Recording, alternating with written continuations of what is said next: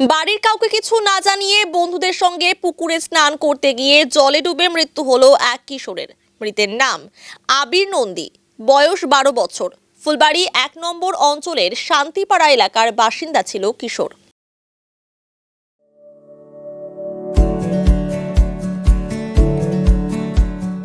Pampered, not just a hospital, but a mother.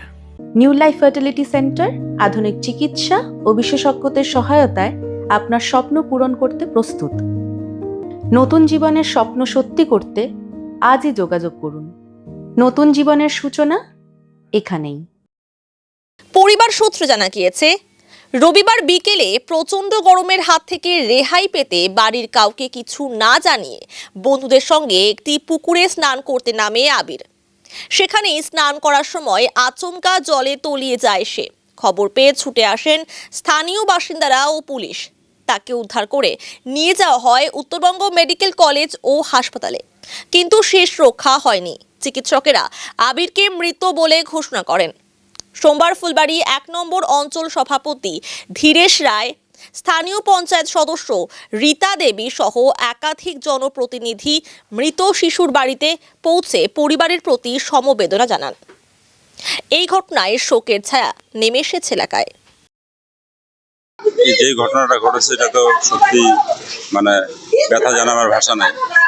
আমরা একটু সমবেদনা দেওয়ার জন্যই আসছি। তো কি বলবো, এটা তো আর ভাষায় প্রকাশ করার মতো জিনিস না, তারপরে করতে হবে। এটা হচ্ছে হরিপুর নিচপাড়া ঘটনাটা ঘটেছিল। ওখানে পুকুরগুলো আছে, ওখানে প্রায় স্নান করে সবাই, কারণ যেহেতু অনেক গরম পড়েছে।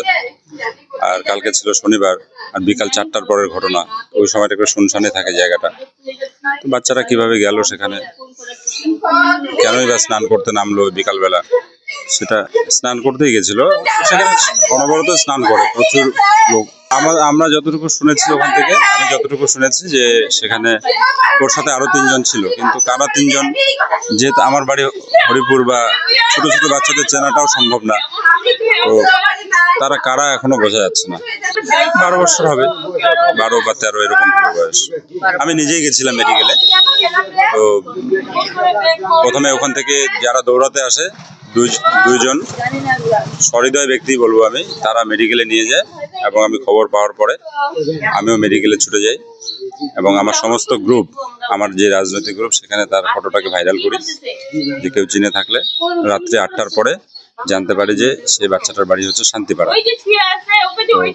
তারপরে আমি রাত্রিবেলাতেও আসি, এবং বাড়িতে খবরটা দেওয়ার পরে তাদেরকে মেডিকেলে পাঠানো হয়।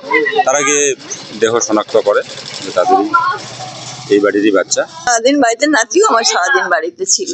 বাচ্চা বেরোচ্ছে 4টার দিয়ে। না, আমি ওদিকে বাসন মাসি পর পারে ওই দিকে চলে যায়। এমনি কিন্তু আমাকে বলে যায়, পড়তে যায়, তাও বলে মাম্মা আমি পড়তে গেলাম। সব জায়গায় যা আমাকে বলেই যায়, কিন্তু কালকে আমাকে বলেনি।